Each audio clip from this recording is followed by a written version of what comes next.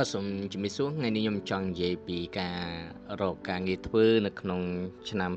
2025ហើយយើងរៀនត្រៀមហើយពីតកតងនឹងវិស័យអគ្គិសនីនៅក្នុងកម្ពុជារបស់យើងអញ្ចឹងវារីកចម្រើនទៅលើអីខ្លះតកតងមួយឧស្សាហកម្មហេដ្ឋារចនាសម្ព័ន្ធមានទាំងអគារទាំងផ្លូវថ្នល់អីហ្នឹងយើងក៏មានការចូលរួមនៅក្នុងនោះដែរណាហើយទី1គឺតម្រូវការវិស័យណាដែលតកតងនឹងតម្រូវការការងាររបស់យើងចាប់យកជំនាញមួយនឹងទៅណាពោលដោយសារតែយើងមករៀនអគ្គិសនីវាមានច្រើនផ្នែកអញ្ចឹងខ្ញុំលើកឧទាហរណ៍ខ្លះដូចថា electrical engineer អញ្ចឹងវាមានការថែទាំការរចនាការថែទាំហ្នឹងឬក៏អង់គ្លេសយើងហៅថា maintenance ហើយមានប្រព័ន្ធថែទាំឧបករណ៍បរិក្ខារផ្សេងៗនៅក្នុងអគារក្រុមហ៊ុនមួយគេត្រូវការចូលរួមនៅការរៀបចំនៅប្លង់ហើយនឹងការកណនាប្រព័ន្ធតូចធំទៅតាមផ្នែកនីមួយមួយទៀតតកតងជាមួយនឹងបច្ចេកទេសទី2បច្ចេកទេសអគ្គិសនីtechnician បាទគេ technician ហ្នឹងទាំងដំឡើងទាំងការជួសជុលនិងការថែទាំប្រព័ន្ធភ្លើងអញ្ចឹងមានអីខ្លះនៅក្នុងហ្នឹងសំខាន់ថាយើងឆ្លាញ់លើផ្នែកអីណាបាទចំណុចទី3តកតងជាមួយនឹងធម្មពលបាទធម្មពលដែលអាចជួសជុលបានណាបាទ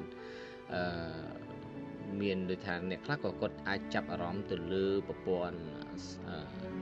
MEP នៅក្នុងអគារឬក៏ប្រព័ន្ធសូឡាដែលដាក់នៅលើដំបូលអគារដាក់អីហ្នឹងទៅគ្រប់គ្រងបច្ចេកគេហៅថាបច្ចេក manage បាទបច្ចេក manager គ្រប់គ្រងទៅលើក្រុមហ៊ុនមួយផ្សេងតែអាហ្នឹងយើងត្រូវការបទពិសោធន៍ណាត្រូវការបទពិសោធន៍ចំណុចដែលខ្ញុំចង់ប្រៀបធៀបណាហើយមួយផ្នែកទៀតណាខ្ញុំលើកមិញខ្ញុំមាន4ផ្នែកមួយទៀតគឺតកតងជាមួយនឹងក្រុមហ៊ុនអញ្ចឹង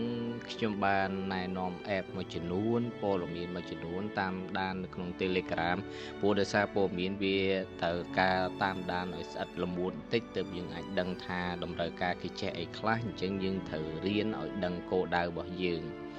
បាទ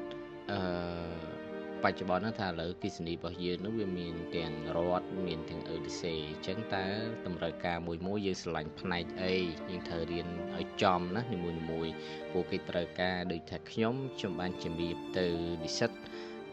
យើងរៀនអីយើងតាម step របស់យើងនៅក្នុងហ្នឹងវាមាន3 step សំខាន់ទី1យើងរៀនអាតង់ខ្យងទាបបំផុតណាគឺ ELV បន្ទាប់មកបាន LV បន្ទាប់មកទៀតបាន MV យើងរៀនតាម step មួយអាហ្នឹងយើងរៀនទៅលំហាត់ក៏យើងចេះបើគេប្រឡងប្រើលំហាត់បើគេសម្ភាសហើយខ្ញុំបានជំរាបដែរបានបើកពងកញ្ចក់តិចតើពេលយើងរៀនអាចឆ្លៀតចុះទៅអនុវត្តចុះទៅ train សុំក្រុមហ៊ុនតាមស្ថាប័នមួយដើម្បីទៅយកបទពិសោធន៍ទាំងអស់ហ្នឹងព្រោះនៅក្នុង step មួយវាមានការងារមួយផ្នែកគេត្រូវការបទពិសោធន៍យើងធ្លាប់ចុះទៅនេះមួយទៀតគេត្រូវការយើងចេះប្រឡងធម្មតាយើងប្រឡងយើងត្រូវការលំហាត់មានអីផ្សេងអានេះខ្ញុំនិយាយជារួមខ្ញុំមិននិយាយជាផ្នែកមួយទេខ្ញុំនិយាយជារួមដើម្បីឲ្យយល់ទាំងអស់គ្នាហើយព្រោះដោយសារខ្ញុំអត់ដឹងថានិស្សិតគ្រប់គ្នាគាត់ឆ្លាញ់លើផ្នែកអីណាមួយទេអញ្ចឹងបើខ្ញុំនិយាយជារួមបែបហ្នឹងណាអូខេហើយក្រុមហ៊ុនតកតមកក្រុមហ៊ុនអគ្គិសនីយើងផ្ដល់នៅសេវាតម្លើងគេហៅថាបដាញមួយអញ្ចឹងយើងនៅក្នុងហ្នឹងគេត្រូវការផ្នែកអីអញ្ចឹងយើងរៀនឲ្យត្រូវគេត្រូវការកម្មវិធីអីគេត្រូវការឲ្យយើងចេះទៅលើ concept អីមួយណាអូខេហើយរឿងតកតងមួយនឹង software ដូចគ្នារឿង software ហ្នឹងយើងក៏ត្រូវត្រៀមនៅសម្ភារៈសម្រាប់រៀនដែរ computer ណាបាទអូខេអានេះខ្ញុំនិយាយពីផ្នែកទី2ផ្នែកទី3គឺតកតងជាមួយនឹងវិញ្ញាបនបត្រព្រោះថាធម្មតាយើងរៀនចប់យើងត្រូវការបញ្ជាក់ចេញពីសាលាឯកជនមួយដូចថាគាត់មករៀននៅសាលាអញ្ចឹងហើយយើងត្រូវការបញ្ជាក់វិញ្ញាបនបត្រមកថាយើងប្រកាសជាបានបញ្ចប់នៅអាខុស ខុសមួយនឹងអញ្ចឹងអានេះគឺតកតងនឹងការបញ្ជាក់នៅអានឹងធម្មតាយើងយកទៅសរសេរនៅខាងក្រោមនៃផ្នែក CV របស់យើងព័ត៌មានការងារនៅពេលណាដែលយើងសុំចុះទៅ